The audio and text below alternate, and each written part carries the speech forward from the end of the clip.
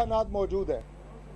आज जब वो इक़्तिदार में नहीं रहे तो आप कह रहे हैं मेरे पास इख्तियार नहीं था, और वो कौमी राज दूसरा सबसे बड़ा आपका कौमी जुर्म है जो बतौर वज़ीर आज़म आपके इल्म में लाए गए। और ये हलफ होता है, हलफ का हिस्सा होता है वज़ीर आज़म का कि जो राज बतौर वज़ीर आज़म मेरे इल्म में लाए जाएंगे मैं उन्हें हमेशा सीगा राज रखूँगा। कभी आप कहते हैं कि मेरी अमेरिकन पॉलिसी आपके इल्म में लाए गए, और ये हलफ होता है, हलफ का हिस्सा होता है वज़ीर आज़म का कि जो राज बतौर वज़ीर आज़म मेरे इल्म में लाए जाएंगे मैं उन्हें हमेशा सीगा राज रखूँगा। कभी आप कहते हैं कि मेरी अमेरिकन पॉलिसी के ऊपर आर्मी चीफ ने डेविएट किया, रशिया के साथ मैंने बात की, आर्मी चीफ ने डेविएट किया। तो ये अक्कासी करता है इस बात की कि आप अभी तक सियासी तौर पे नापुख्ता हैं, सिवाय गालियों के और धमकियों के आपकी कोई सियासत नहीं है। और आज जिस जगह हम खड़े हैं, इलेक्शन कमीशन ऑफ पाकिस्तान का एक आईनी इदारा है। इस इदारे के ज़िम्मे गैर जानिबदाराना, मुनसिफाना, शफाफ इंतखाबात कराने वो इस इदारे की आईनी जिम्मेदारी है। और ये इदारा अल्लाह ताला के फजल से अपनी आईनी जिम्मेदारियाँ बतरीके एहसन पूरा कर रहा है, चाहे वो चीफ इलेक्शन कमिश्नर हो, चाहे इलेक्शन कमीशन के मेंबरान हो। वो साफ शोहरत के इंटेग्रिटी वाले लोग हैं। जहां election commission of Pakistan Imran Khan या पाकिस्तान तहरीक इंसाफ के हक में फैसला करता है तो इलेक्शन कमीशन ऑफ पाकिस्तान बहुत अच्छा है, चीफ इलेक्शन कमिश्नर भी बहुत अच्छे हैं। और जहां इलेक्शन कमीशन ऑफ पाकिस्तान आपके खिलाफ कोई फैसला करता है तो आप और आपकी गालम गलोच ब्रिगेड पाकिस्तान तहरीक इंसाफ की, वो न सिर्फ चीफ इलेक्शन कमिश्नर, मेंबरान इलेक्शन कमीशन, बल्कि उनके ख़ानदान तक के लोगों को आप धमकियां देते हैं। इस तरह आप इलेक्शन कमीशन और उसके फैसलों पे असरअंदाज होने की कोशिश करते हैं। दबाव के जरिए आप इलेक्शन कमीशन से अपने हक में फैसला लेना चाहते हैं। हम अपील करते हैं आज कि इलेक्शन कमीशन ऑफ पाकिस्तान ने इससे पहले भी हक और सच के मुताबिक फैसले किए हैं। हमारी जमात के खिलाफ भी फैसले हुए हैं, मेरिट पे हुए हैं।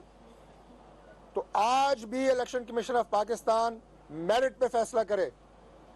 अगर किसी ने भी इमरान खान और उनकी इस टोले ने, इस फितना और शर फैलाने वाले टोले ने अगर असरअंदाज होने की कोशिश की तो हम उसके खिलाफ खड़े होंगे।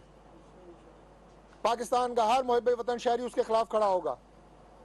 आईनी इदारों को आप अपनी मर्जी के फैसले लेने के लिए आप उनको और उनके ख़ानदान को करने के बाद एक हुकूमत मारज़ वजूद में आती है जो पाकिस्तान के 22 करोड़ लोगों की किस्मत के फैसले करती है, पाकिस्तान की तरक्की के फैसले करती है, पाकिस्तान की दाखिली और खारजी सलामती के फैसले करती है, अवाम की खुशहाली के फैसले करती है, पाकिस्तान की जो नौजवान और बच्चे हैं उनके मुस्तकबिल के फैसले करती है। और उस हुकूमत की तश्कील इलेक्शन कमीशन ऑफ पाकिस्तान के फैसलों और उनके आईनी इक़दाम के नतीजे में वो हुकूमत मारज़ वजूद में आती है। आप चाहते हैं कि आप उन फैसलों के ऊपर और इलेक्शन कमीशन के उन आईनी इक़दाम के ऊपर असरअंदाज हों, ये हम कतई तौर पर नहीं होने देंगे। मैं दावे से और यकीन से कहता हूँ कि आज इलेक्शन कमीशन ऑफ पाकिस्तान, पहली बात तो ये कि इस तरह की धौंस और धमकियों से न पहले कभी डरा है न आइंदा डरेगा, और हक और सच के मुताबिक इंशाअल्लाह ताला फैसला करेगा। पाकिस्तान के जितने आईनी इदारे हैं उनकी जो जिम्मेदारियां हैं, आज मुल्क में जो अफरा तफरी की कैफियत है, आपको हर तरफ एक बहरान नज़र आता है। इस शर और फितने के पीछे भी पाकिस्तान तहरीक इंसाफ है। आज जो आलमी बरादरी जिस तरह आपके साथ कदम से कदम मिला के चल रही थी, 2013 से लेकर 2018 तक का सफ़र देखें, मुल्क में अमन देखें, मुल्क में तरक्की देखें, सी पैक देखें, पूरी दुनिया आपके साथ खड़ी थी जब नवाज शरीफ यहाँ पे प्राइम मिनिस्टर थे। आज आप मुल्क को डिफॉल्ट की तरफ लेके जा रहे थे। मुल्क आज आपने तबाही के दहाने पे पाकिस्तान तहरीक इंसाफ ले गई। मैंने उस इरा का जिक्र इसलिए किया कि उसमें जो खुशहाली थी अगर वो चलती रहती तो आज अल्लाह ताला के फजल से मुल्क बहुत आगे होता। मैंने इनके फितना और शर का जिक्र इसलिए किया कि उस पीरियड में जो पूरी आलमी बरादरी आपके साथ खड़ी थी, इन्वेस्टमेंट आलमी तौर पे इंटरनेशनल आपके पास आ रही थी। आज जो मुल्क में आपने सियासी बहरान पैदा किया हुआ है तहरीक इंसाफ ने, फितना और शर फैलाया है, उसकी वजह से मालियाती इदारे आपके साथ बात करने से कतराते हैं। पॉलिटिकल अनस्टेबिलिटी लेके आए हुए हैं आप मुल्क में। वो जैसे शैतान जब निकाला गया जन्नत से तो उसने कहा कि मैं अब बाकी जब तक क़यामत नहीं आती मैं इंसानों को वरगलाऊंगा, फितना और शर फैलाऊंगा और चैन से नहीं बैठूंगा। यही इमरान खान साहब का नारा है कि ना मैं चैन से बैठूंगा, ना मैं चैन से किसी को हुकूमत करने दूंगा, हमेशा फितना और फसाद फैलाऊंगा और शर फैलाऊंगा। और मुसलसल फैला रहे हैं। और ये वो सियासी बोने हैं जो पाकिस्तान में सियासी बहरान लेके आए हुए हैं। मैं एक और मिसाल आपके सामने रखता हूँ। गालियाँ आप इलेक्शन कमीशन को देते हैं। मुझे आप ये बताएं कि इस चीज़ में इलेक्शन कमीशन ऑफ पाकिस्तान का क्या कसूर है कि आपने पार्लियामेंट को गालियाँ दी, पार्लियामेंट में आपने लानत भेजी, आपने पार्लियामेंट से इस्तीफ़े दिए, इस्तीफ़े मंजूर किए गए, तब आपको चैन नहीं है, तब आप शोर मचा रहे हैं। उसमें भी आप इलेक्शन कमीशन को मुतनाज़ा बना रहे हैं। कोई रोल नहीं है इलेक्शन कमीशन का उसमें। स्पीकर नेशनल असेंबली का रोल है उसमें। और फिर सबसे बड़ी बात यह है कि मैं आपसे पूछता हूँ अपने बारे में कि अगर मैं मेंबर पार्लियामेंट हूँ, MNA हूँ, मैं अपना इस्तीफ़ा देता हूँ असेंबली को गालियाँ देते हुए, और उसके बाद मेरी सीट पे इलेक्शन अनाउंस होता है तो मैं एक कागज़ लेके फिर पहुँच जाता हूँ, जी ये मेरे नॉमिनेशन पेपर है, मैं दोबारा इलेक्शन लड़ना चाहता हूँ। मजाक नहीं है ये, कौम से मजाक नहीं है, मुल्क के आईनी इदारों के साथ मजाक नहीं है। कि अगर आपको नहीं एतमाद पार्लियामान पे, अगर आप गालियाँ दे रहे हैं पार्लियामेंट को, अगर आप इस्तीफ़ा दे के बाहर निकले हैं तो इलेक्शन अनाउंस हो रहे हैं, आज फिर आप सबसे आगे है कि हम इलेक्शन लड़ के फिर वापस आना चाहते हैं।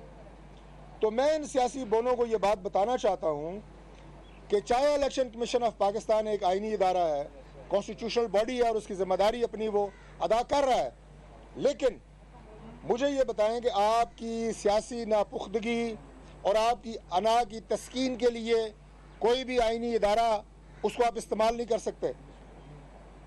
आप यही चाहते हैं कि आपकी अना की तस्कीन के लिए जो बात आप कहें वो पाकिस्तान के आईनी इदारे उसी तरीके के साथ अमल करें। मजाक कर रहे हैं आप इदारों के साथ।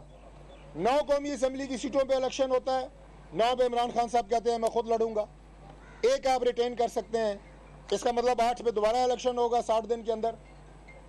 अब 8 पे फिर खड़े होंगे आप, 8 पे मैं फिर लड़ूंगा, फिर 1 आप रिटेन करेंगे, फिर 7 पे 60 दिन के अंदर दोबारा इलेक्शन होगा, फिर आप कहेंगे जनाब नहीं 7 पे आप मैं खुद लड़ूंगा, फिर आप 1 रिटेन कर सकते हैं, वो भी नहीं करेंगे क्योंकि ऑलरेडी आप मेंबर हैं, रिटेन आपने की हुई है सीटें। तो हर 60 दिन के बाद इलेक्शन कमीशन आपकी इस ड्रामे का हिस्सा बनता रहे, वो कि उसके बावजूद वो शेड्यूल दे रहे हैं, आइन के मुताबिक चल रहे हैं, लेकिन आप फिर भी जिस तरीके के साथ गंदी ज़बान इस्तेमाल करके, इल्ज़ामात लगा के और तरह तरह के बहानों से, कभी आप अपोजिशन के साथ इनके गठ जोड़ का जिक्र करके इन्हें मुतनाज़ा बना रहे हैं। मैंने पहले भी कहा और मैं फिर कहता हूँ कि हम बिल्कुल इसका मुकाबला करेंगे। हम कतई तौर पे आपको इजाज़त नहीं देंगे कि आप इस तरह के हथकंडों से, इलेक्शन कमीशन हो या पाकिस्तान का कोई भी इदारा हो, उसको आप तोड़ मरोड़ के, दबा के उसके फैसलों के ऊपर असरअंदाज हों, उनकी शर्त पे असरअंदाज हों और आईनी इदारों को मस्त करने की आप कोशिश कर रहे हैं, जो कि नहीं होने दी जाएगी। और एक और मिसाल मैं आपके सामने रखता हूँ। मैंने कहा इलेक्शन कमीशन ऑफ पाकिस्तान का काम है साफ, शफाफ, गैर जानिबदार इलेक्शन कराना। जो सियासी बोनों के सियासी बहरान की मैंने बात की, आप मुझे बताएं आज पंजाब में इलेक्शन होते हैं, मैं आइन की प्रोविजन की बात नहीं कर रहा, उसका एहतराम है और उसी के मुताबिक इलेक्शन होने चाहिए, हम इसके हक में हैं। लेकिन सियासी बोनों के सियासी बहरान की बात मैं आपसे एक सवाल पूछता हूँ कि इलेक्शन कमीशन और पाकिस्तान का आइन, उसमें यह है जब इलेक्शन होंगे तो आपकी केयर टेकर गवर्नमेंट्स होंगी। आज पंजाब में इलेक्शन होते हैं, मरकज़ में केयर टेकर गवर्नमेंट नहीं है, एक सियासी जमात की हुकूमत है, कोalition गवर्नमेंट है। क्या वहाँ पे जो भी इलेक्शन हारेगी जमात वो इलेक्शन तस्लीम करेगी? उससे आगे चले जाए। आज इलेक्शन हो जाते हैं पंजाब में, कल जब आम इंतखाबात होंगे, असम्बली अपनी आईनी मुद्दत पूरी करेगी, पंजाब में KPK में सियासी जमातों की हुकूमत होगी, जिस भी जमात की हुकूमत हो, वहाँ पे उस वक्त केयर टेकर गवर्नमेंट नहीं होंगी, तो क्या वहाँ से कौमी असम्बली के इंतखाबात जो भी जमात हारेगी, क्या वहाँ की सूबाई हुकूमत उस पर असरअंदाज नहीं होगी? क्या वहाँ की इंतज़ामिया उस वक्त, चाहे वो पुलिस हो, चाहे वो एडमिनिस्ट्रेशन हो, चाहे जो भी हो, क्या वो पॉलिटिकल पार्टी जो वहाँ पे उस वक्त जिसका चीफ मिनिस्टर बैठा होगा, वो आर्म ट्विस्टिंग नहीं करेगा? वो अपनी मर्जी का दबाव नहीं डालेगा नताइज पे, इलेक्शन के नताइज पे असरअंदाज होने के लिए? ये वो सियासी बहरान है जो इन सियासी बोनों ने पैदा किए हुए हैं। हम दुआ करते हैं कि अल्लाह ताला मुल्क को इन मुश्किलात से निकाले, और ये जो लोग इस मुल्क के सिस्टम को, पाकिस्तान के आइन को, पाकिस्तान के इदारों के साथ खिलवाड़ कर रहे हैं, मजाक कर रहे हैं, इन्हें लगाम देना हम जानते हैं और इंशाल्लाह बिल्कुल देंगे, और इनके गैर आइनी हथकंडों और दबाव का रास्ता रोकेंगे इंशाल्लाह। इलेक्शन कमीशन पर दबाव ना मंजूर, इलेक्शन कमीशन पर दबाव ना मंजूर। डॉक्टर साहब, जब चीफ इलेक्शन कमिश्नर का तकर्रर हुआ था तो इसी जगह पे आप लोगों ने एहतजाज किया था इनकी तैनाती के खिलाफ। आज आप उनके हक में बात कर रहे हैं, ये तब्दीली कैसे आ गया? दूसरा, दफा 144 नाफज है इस्लामाबाद में, आप लोग सरकारी सरपरस्ती में एहतजाज कर रहे हैं, और जो हेल्थ वर्कर्स हैं उनको नाके के ऊपर रोका हुआ है मैरियट के, इसके ऊपर क्या कहेंगे? पहली बात तो ये है जी कि जो चीफ इलेक्शन कमिश्नर साहब का तकर्रुर है वो वज़ीर-ए-आज़म और लीडर ऑफ अपोजिशन की मुशावरत से होता है, और मेरा नहीं ख्याल उसके ऊपर हमें कभी भी कोई एतराज़ रहा है या हमने कभी कोई एहतजाज किया हो। रिजर्वेशंस इस तरह की तकर्रुरों के ऊपर किसी भी सियासी जमात को होती हैं, और अपनी रिजर्वेशंस का इजहार करने का एक तरीका होता है, लेकिन उसका कभी भी ये तरीका नहीं होता, हमने तो खैर किया नहीं, लेकिन कभी भी ये तरीका नहीं होता जो पाकिस्तान तहरीक इंसाफ दबाव, हथकंडे, सोशल मीडिया के ऊपर गालियाँ और इनके फैसलों को असरअंदाज होने के लिए जो कर रहे हैं। दूसरी बात सरकारी सरपरस्ती की, तो मेरा नहीं ख्याल कि आपने हमारे आगे पीछे को पुलिस के स्क्वाड देखे हों। ये जो मेन गेट है इलेक्शन कमिश्नर पाकिस्तान का, वहाँ से अंदर आने के लिए को 20 मिनट तो मैं गेट पे खड़ा रहा हूँ। आपको याद है हमारी प्रेस कॉन्फ्रेंस का टाइम वो 12:30 का था और 1:10 पे हुई है, लिहाजा ये सरकारी सरपरस्ती वाली बात जो है आई साहब, ये एक इल्ज़ाम है। तो 44 कहाँ गई सर? 44 किधर जाएगी? अगर ये 20 तो इधर खड़े हैं, 20 बाहर हैं। यार आप लोग मीडिया के बंदे 40 तो मेरे सामने खड़े हैं, हमारी तो ड्यूटी है सर, तो हमारी भी ड्यूटी है, हम भी ड्यूटी कर रहे हैं। हमारा कोई मसला बंदा आपको नजर आया है? इसका मतलब ये कि आप खुद इसका मतलब ये है कि इसका मतलब ये है कि 2-2 बंदे करके आए हैं। आप जरा गेट पे चल के देखें वहाँ पे कितने लोग खड़े हैं, 2-2 बंदे यहाँ पे अंदर आए हैं, और सरकार हो तो थोड़ी बहुत सरकारी सरपरस्ती चल भी जाए तो खैर है, कुछ नहीं होता। आज के इवेंट से जरा हट के एक इस्लामाबाद में जो सरकारी मुलाजमीन है उन्होंने घर में कुछ जो कमरे बनाए थे, कल आपकी मुलाकात भी हुई है सेक्रेटरी हाउसिंग से, गलबन उन्होंने आपकी बात नहीं मानी गवर्नमेंट के हवाले से, तो ये मामला आप वज़ीर आज़म को उठाएंगे? देखें जी, वज़ीर आज़म को उठाने से पहले इंशाल्लाह ताला ये मामला हल हो चुका है।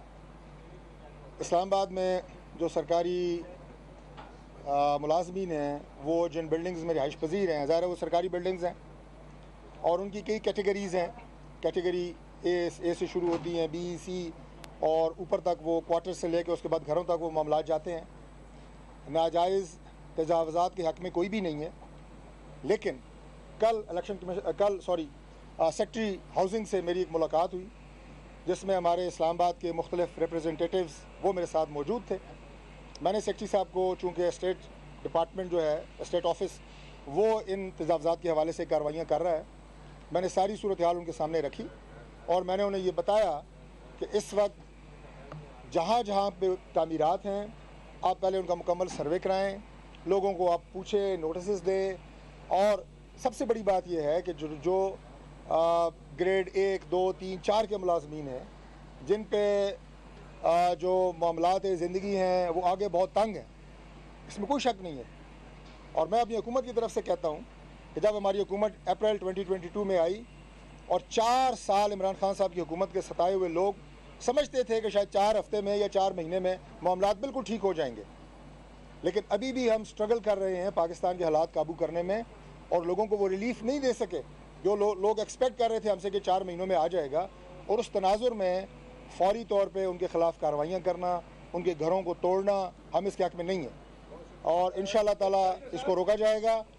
एक बात मैं वाज़ेह कर दूँ कि जहाँ जहाँ पे एनक्रोचमेंट्स फुटपाथ के ऊपर है, रोड के ऊपर है, उनके ख़िलाफ़ कार्रवाई होगी। जो सड़क के ऊपर अगर किसी ने कुछ तामीरात की हुई हैं, कोई तजावज़ किया हुआ है, लेकिन क्वार्टर्स के अंदर, घरों के अंदर, उनमें अभी कोई कार्रवाई हम नहीं कर रहे। ये कल मेरी secretary election commission secretary housing से बात हुई है, और इंशाअल्लाह ताला इस पर हम अमल भी करेंगे। डॉक्टर साहब, जो रिलीफ आप आवाम को नहीं दे सके, क्या आप तो वक्त रखते हैं कि इलेक्शन में आवाम आपको रिलीफ देगी? मैं पूरा यकीन रखता हूँ कि जब इलेक्शन होंगे तो उस वक्त तक इंशाअल्लाह ताला पाकिस्तान के अवाम जो तवक्को कर रहे हैं हमारी हुकूमत से, वो रिलीफ ज़रूर दिया जाएगा इंशाअल्लाह। डॉक्टर साहब, एक सवाल ये, आप कहते हैं कि इमरान खान को आपने आईनी तरीके से पार्लियामेंट हाउस से बाहर फेंके, और फिर आप ये भी कहते हैं कि वो इंतशार फैला रहे हैं। क्या आप इलेक्शन को डिले करके क्या इस इंतशार का हिस्सा नहीं बन रहे? क्यों ऐसा क्यों नहीं करते? इलेक्शन करवाएं, उसको हमेशा के लिए यहाँ से सियासत से आउट कर दें। जी, इलेक्शन जो आइन में वक्त लिखा है, इलेक्शन का टाइम लिखा हुआ, उसके मुताबिक होंगे। किसी की ज़ाती ख्वाहिश के मुताबिक तो इलेक्शन हो नहीं सकता, और इमरान खान साहब अगर चाहते हैं कि इलेक्शन कबल अज़ वक्त हों, तो उसका भी ये तरीका नहीं है कि कभी इधर छलांग मारें, कभी उधर छलांग मारें, कभी असम्बलियों को तोड़ें, कभी नए नए ड्रामे करें। उसका भी तरीका जो है, ये जो आपके सामने पार्लियामेंट की बिल्डिंग है, ये है। हमने नहीं इमरान खान साहब को कहा कि आप इस्तीफ़ा दें और असम्बली से बाहर हों। हम तो आज भी कहते हैं, हमारी तमाम लीडरशिप कहती है, आएँ, बैठें और बैठ के बात करें, चाहे वो आइंदा आने वाले इलेक्शन हो, मुल्क में जो इस वक्त नई दहशतगर्दी की लहर आई हुई है, चाहे ये टॉपिक हो, आपकी दाखिली और ख़ारजी सलामती के मामलात हों, पाकिस्तान में मईशत के मामलात हों, आइए और बैठे। हमारे दरवाजे खुले हैं, कभी भी हमने बंद नहीं किए, और खुलूस दिल के साथ हम कहते हैं कि ये मामलात मिल बैठ के।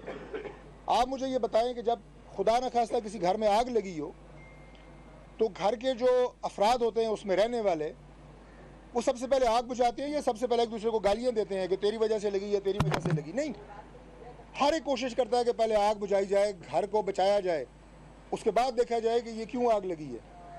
आज इमरान खान साहब पाकिस्तान में जो मामलात हैं वो सबके सामने हैं, मुश्किलात हैं, बुरहान हैं, उसमें इमरान खान साहब बैठे हैं, सियासी क़यादत के साथ बैठे हैं, और हम इन मामलात को हल करने की बात करें, ना कि आप मुल्क में लगी हुई इस वक्त जो आग है इस पर आप पेट्रोल डालें, जो कि आप मुसलसल कर रहे हैं। शुक्रिया जी, बहुत शुक्रिया जी, thank you very much, election thank you. Commission पर दबाओ।